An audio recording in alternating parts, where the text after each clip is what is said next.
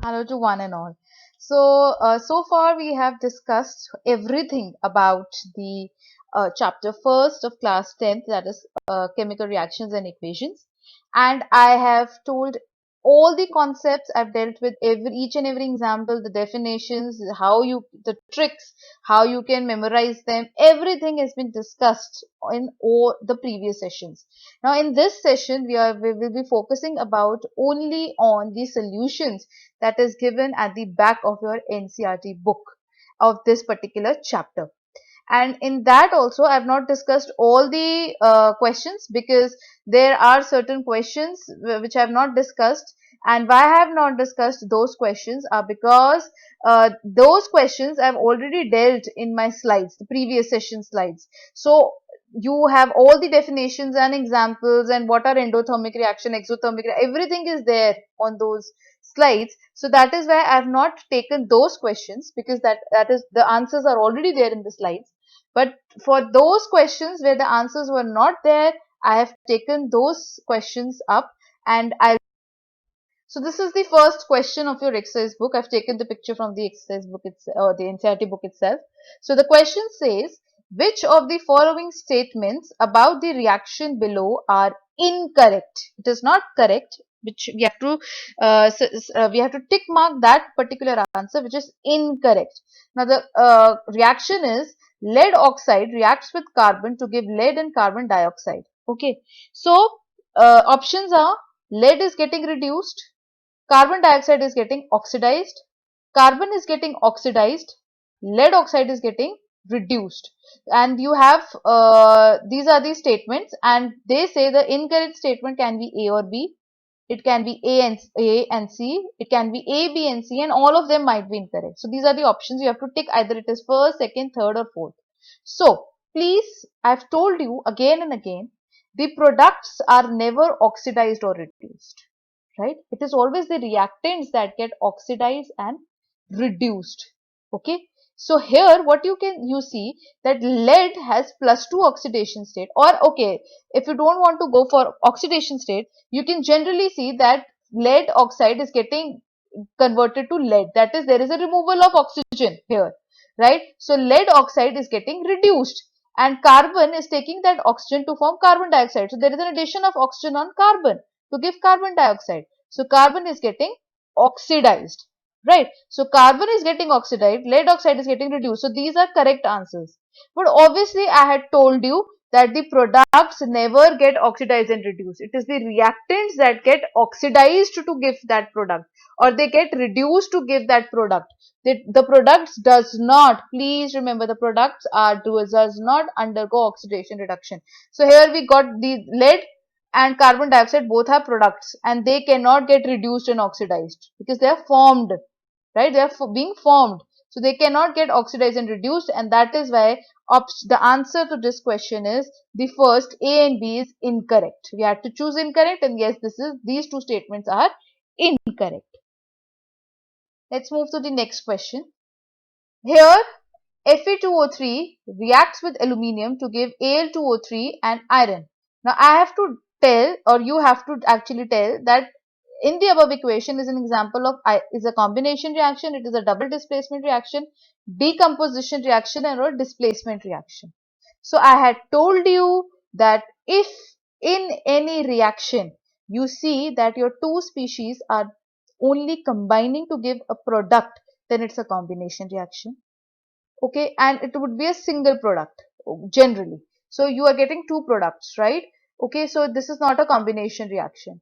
In double displacement reaction, I had told you that there would be a double exchange of ions. So there is no double exchange of ions taking place, and there is no precipitate also which is being formed. So it is not a double displacement reaction. Now decomposition reaction, in decomposition reaction, one fragment, it decomposes to many fragments. Here the number of fragments on each side of the reactant and product side is same, and also one fragment should be there in the reactant side for decomposition reaction. So that is also not the case.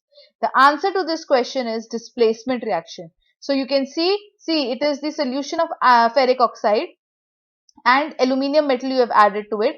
So aluminium is more reactive than iron. So aluminium is going to displace iron from its aqueous solution, and you will get Al2O3 formation and iron will go out as such. So this answer to this question is D, that is, it's an example of a displacement reaction. And also wherever you see that there is a single exchange happening, there is only single exchange happening. So wherever you see there is a single exchange or single displacement happening, we say it is a displacement reaction.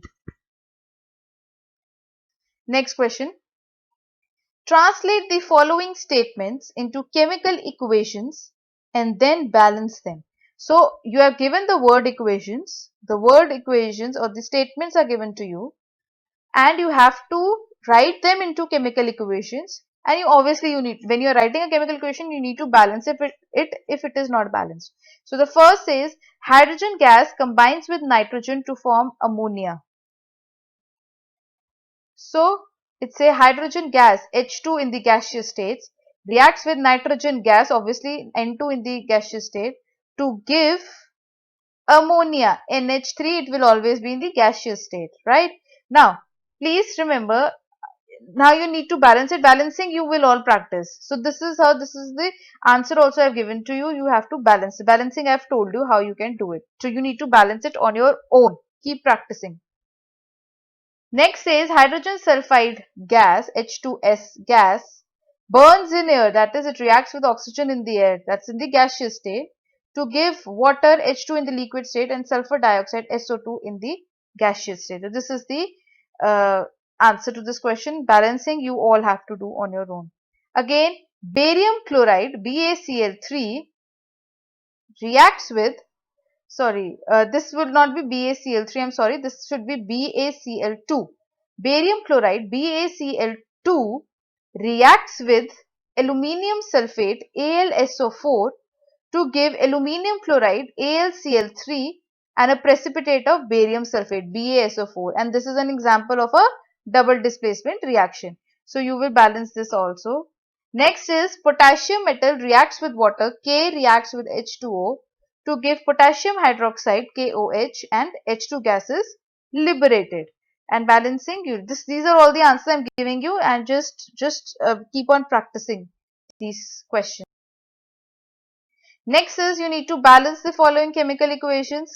So the first equation you can see that, how many hydrogens are there? Let's see. There are 2 plus 1, 3 hydrogens. Here there are 2 hydrogens, and here nitrogen is 1. Here there are 2 nitrogens. Oxygen is 3 plus 2, 5. Oxygen is 6 and 1, 7. And calcium is 1. Calcium is 1. Right. Now you need to balance this equation. So how you're going to do it? This is the answer to balance the question. Right. So keep practicing. You'll get the answer to that. You put, this is for the next NaOH, H2SO4, Na2SO4, H2O. So obviously if you put 2 over here, so it would be 2Na, 2Na. Oxygen would be 4, 5, 6. 6 oxygens would be here, right? So here it is 4 and 1. 5 oxygens are here, right? So you have to balance this chemical equation. The answer is given to you, how you can balance the chemical equation. Next is NaCl reacts with AgNO3 to give AgCl and NO3. This is the answer to this question. It's already balanced because Na is amount is same, Cl number of atoms are same, Ag number of atoms are same, nitrogen and number of atoms are same, oxygen number of atoms are same. So it's already balanced. The last one is BaCl2, H2SO4 gives BaSO4 and HCl. So this is the answer to this question. So keep practicing. If you have any doubts, please do ask me. I have no issues. You can just mail me in chemicube@gmail.com, and I will get back to you with the answers if you have, or any problems that you have.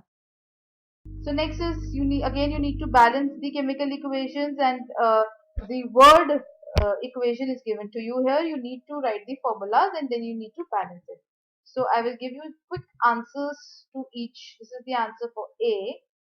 So the calcium, this is calcium hydroxide reacts with carbon dioxide CO2 to give calcium carbonate and H2O, and everything is balanced. So it's already a balanced equation.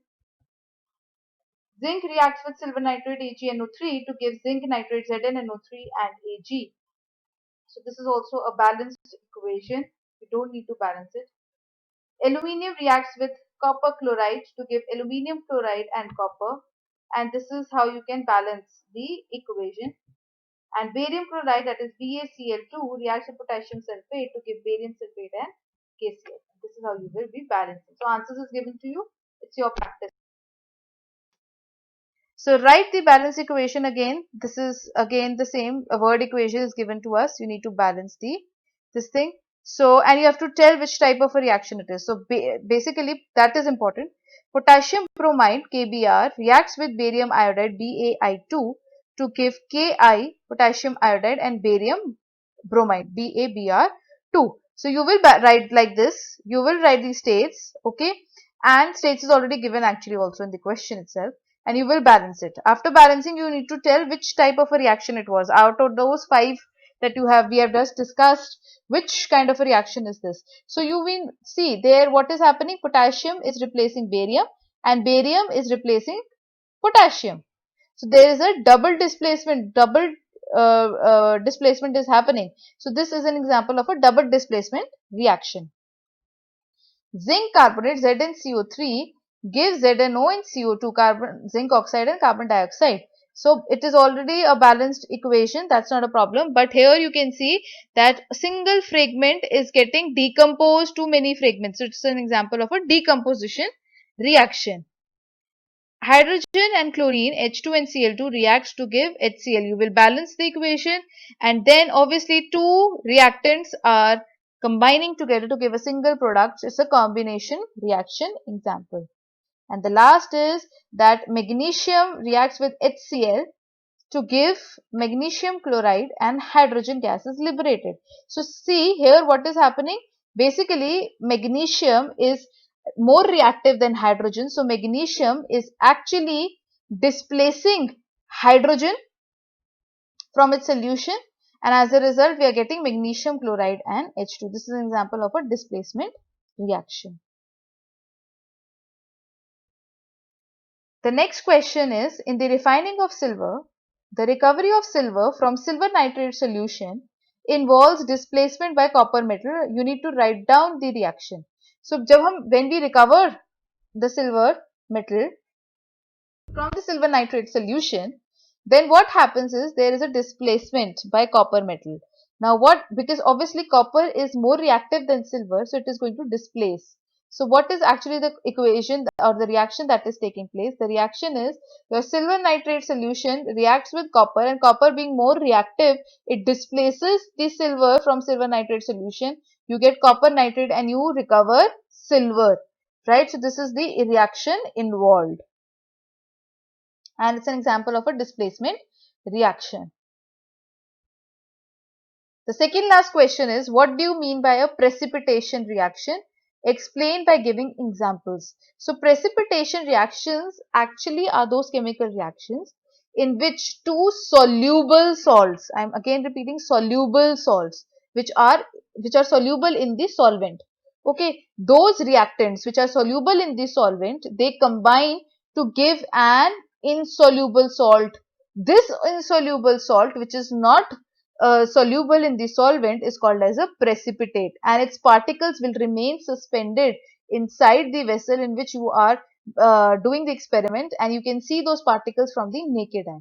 So in the precipitation reaction, basically two soluble reactants, they react to give at least one insoluble salt or a precipitate. And the example that you see, this is white precipitate. When you add sodium sulfate to barium chloride, you shake it, you will get the white precipitates of barium sulfate, and this is an example of a double displacement reaction. And in double displacement reaction only you will see the formation of precipitates. So this is how you can represent precipitate. The last question is, a shiny brown colored element X on heating in air becomes black in color. Name the element X and the black colored compound formed. So the answer to this question is actually it's the brown color, the shiny brown color element is nothing but the copper metal. And the copper metal has a tendency that when it is heated with air or it is made to react with air or atmospheric oxygen, it forms copper oxide. So when it gets oxidized to copper oxide, it forms copper oxide layer. That layer is black in color. And if copper carbonate is formed because of the reaction of copper with atmospheric moisture and oxygen, then copper carbonate is formed. The copper carbonate is green in color. Okay, copper oxide is black in color, copper carbonate is green in color. So I complete the entire chapter of class 10th, which is the first chapter, chemical reactions and equations, and hope you have enjoyed all the sessions and lectures. Thank you so much.